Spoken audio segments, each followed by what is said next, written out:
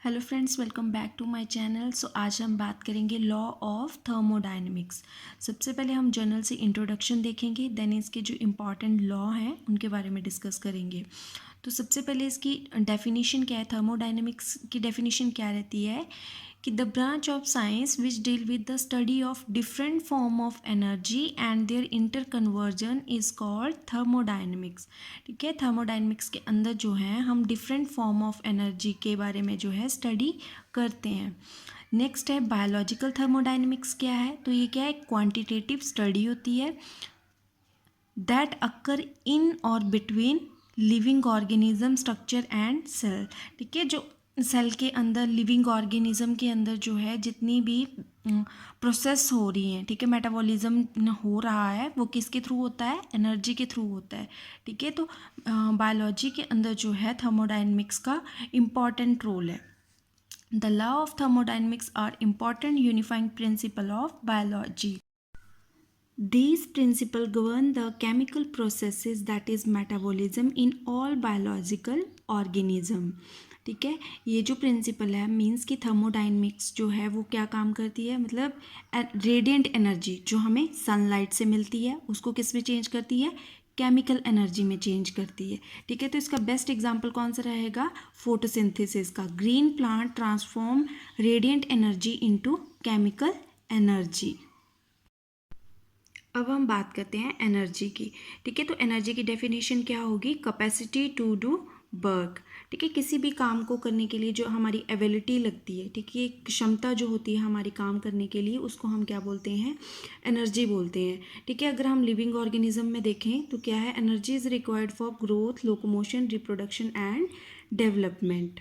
ठीक है, एनर्जी जो है वो दो तरह की हो सकती है, पोटेंशियल एनर्जी हो सकती है जिसको हम स्टोर्ड फॉर्म में देखते हैं, ठीक है, या फिर काइनेटिक एनर्जी हो सकती है, एनर्जी इन मोशन। ठीक है, जो मूवमेंट में होती है उसको हम क्या बोलते हैं, काइनेटिक एनर्जी। ठीक है, तो एनर्जी दो तरह की है, पोटेंशियल एनर्जी और kinetic energy, that is stored और energy in motion. Need of thermodynamics. ठीक है, तो थर्मोडायनेमिक्स की ज़रूरत क्यों होती है, because cell need energy to do all their works. The need of biological energy are to generate and maintain its structure. ठीक है, सेल के लिए एनर्जी क्यों ज़रूरी होती है, क्योंकि वो अपने स्ट्रक्चर को मेंटेन करके रखता है एनर्जी के through. Generate all kind of movements. ठीक है, मूवमेंट के लिए भी एनर्जी की ज़रूरत होती है। Concentration and electric gradient across the cell membrane, वो भी एनर्जी के थ्रू होगा। बॉडी टेम्परेचर भी जो है वो एनर्जी के थ्रू ही मेंटेन होगा। और साथ में to generate light in some animals, तो वो भी किसकी वजह से होता है, एनर्जी की वजह से होता है। तो इसलिए ये कुछ इंपॉर्टेंट पॉइंट्स हैं रिगार्डिंग नीड ऑफ थर्मोडायनेमिक्स। अब हम बात करेंगे first law of thermodynamics. It state that energy can neither be created nor be destroy, although it can be converted from one form to another form. ठीक है, तो क्या बोलता है फर्स्ट लॉ कि एनर्जी ना तो हम क्रिएट कर सकते हैं ना ही उसको हम डिस्ट्रॉय कर सकते हैं, चाहे हम उसको एक फॉर्म से दूसरी फॉर्म में कन्वर्ट क्यों ना करें। ठीक है, हम क्या है, अब हमने एग्जाम्पल देखा था कि केमिकल एनर्जी को हम क्या है, कैसे चेंज कर रहे थे, रेडिएंट एनर्जी से। ठीक है, रेडिएंट एनर्जी किस में चेंज हो रही थी, केमिकल एनर्जी में चेंज हो रही थी। तो यहाँ पे जो है कोई भी लॉस ऑफ एनर्जी नहीं होगा। रेडिएंट एनर्जी से मान लिए यहाँ पे क्या है, 10% हमारे पास रेडिएंट एनर्जी है, जब वो कन्वर्ट होगी केमिकल एनर्जी में तो वो 10% ही रहेगी, यहाँ पे किसी भी तरह का लॉस नहीं होगा एनर्जी का। ठीक है, अब हम मैथमेटिकली इक्वेशन देखें फर्स्ट लॉ की, तो क्या है, let us consider a system. ठीक है, हमने एक क्या है, सिस्टम बनाया whose internal energy is U1। ठीक है, U1 क्यों है, क्योंकि इंटरनल एनर्जी को हम किससे डिनोट करते हैं, U से डिनोट करते हैं। Now if the system absorb Q amount of heat then the internal energy of the system increase. ठीक है, कि जब सिस्टम जो है क्या अमाउंट में जो है हीट एब्जॉर्ब कर रहा है तो इसकी इंटरनल एनर्जी क्या होगी, सिस्टम की इंक्रीज करेगी, that is U1 plus Q. तो इसको हम सेकेंड इक्वेशन मान लेंगे। इफ वर्क, वर्क को किससे डिनोट कर रहे हैं, W से, is done on the system. ठीक है, वर्क डन हो रहा है सिस्टम के ऊपर, then its internal energy further increase. यहाँ पे भी जो है इंटरनल एनर्जी जो है इंक्रीज करेगी, तो वो किस में चेंज हो जाएगी, U2 में चेंज हो जाएगी। दस फ्रॉम इक्वेशन 2 एंड 3, ठीक है, सेकेंड और थर्ड इक्वेशन को हम कंबाइन करेंगे और क्या बनेगा, U2 is equal to U1 plus Q plus W। ठीक है, अब हम U1 को क्या है यहाँ पे ले आएंगे और ये किसके इज इक्वल टू हो जाएगा, Q प्लस W के। तो U2 माइनस U1 किसके बराबर आ गया, डेल्टा U के बराबर, is equal to Q plus W। तो ये हमारे पास क्या है, फोर्थ इक्वेशन आ गई।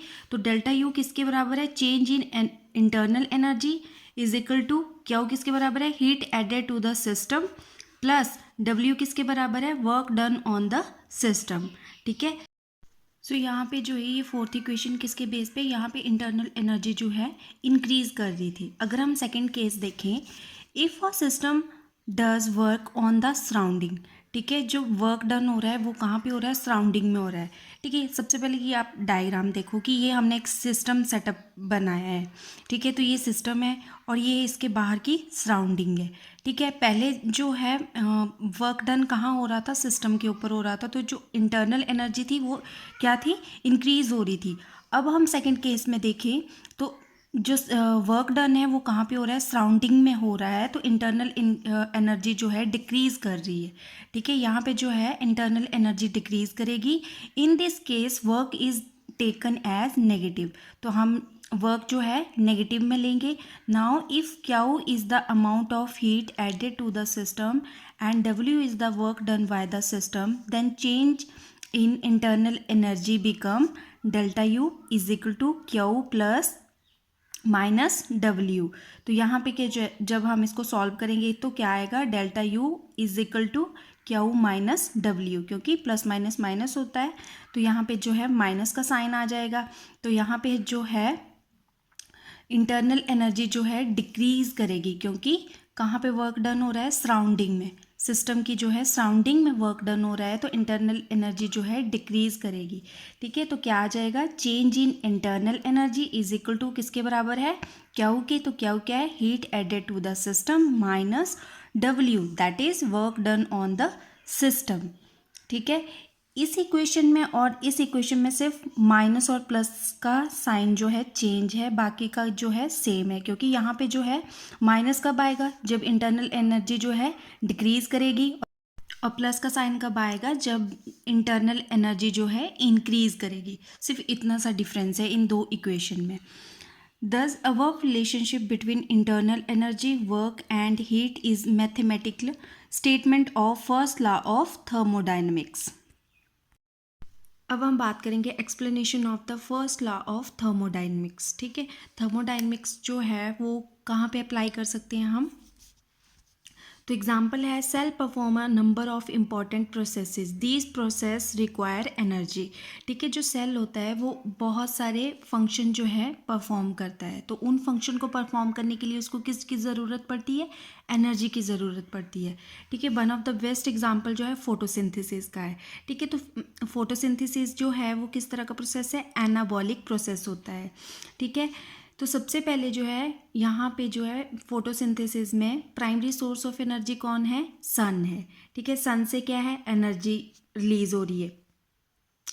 It releases 6 types of electromagnetic radiation. ठीक है, सन से जो एनर्जी आ रही है उसमें जो है 6 टाइप्स के इलेक्ट्रोमैग्नेटिक रेडिएशंस होती हैं, कौन कौन सी, that is radio waves, infrared, visible light, ultraviolet, x-rays and gamma rays. These radiation have radiant energy, that is kinetic energy. कौन सी एनर्जी होती है, हम उसको रेडिएंट एनर्जी भी बोल सकते हैं या फिर काइनेटिक एनर्जी भी बोल सकते हैं। 1/3 part of visible light radiation, specially blue and red light radiation, is trapped bye Mg2 positive. ठीक है, मैग्नीशियम एलिमेंट जो है वो क्या है, कौन सी एनर्जी को, कौन सी लाइट को ट्रैप करता है, ब्लू एंड रेड लाइट को जो है वो ट्रैप करता है। और ये जो मैग्नीशियम एलिमेंट है ये कहाँ पे प्रेजेंट होता है, ग्रीन पिगमेंट क्लोरोफिल के अंदर प्रेजेंट होता है। And it is used in photosynthesis in which the energy is stored as chemical energy in chemical bond of glucose.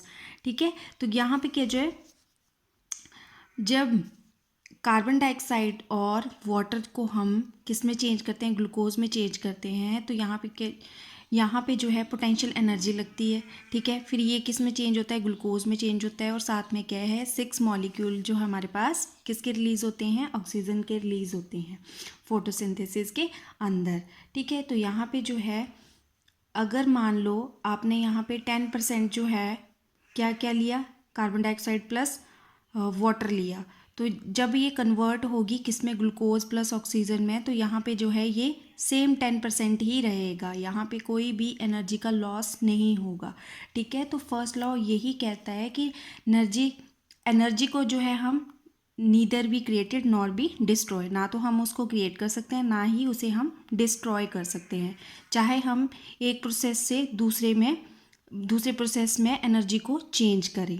ठीक है, तो अगर हमने यहाँ पे 10% लिया है तो यहाँ पे भी ही जो हमारा प्रोडक्ट बनेगा वो क्या है, 10% का ही बनेगा। ठीक है, तो ये है हमारा फर्स्ट लॉ ऑफ थर्मोडायनेमिक्स।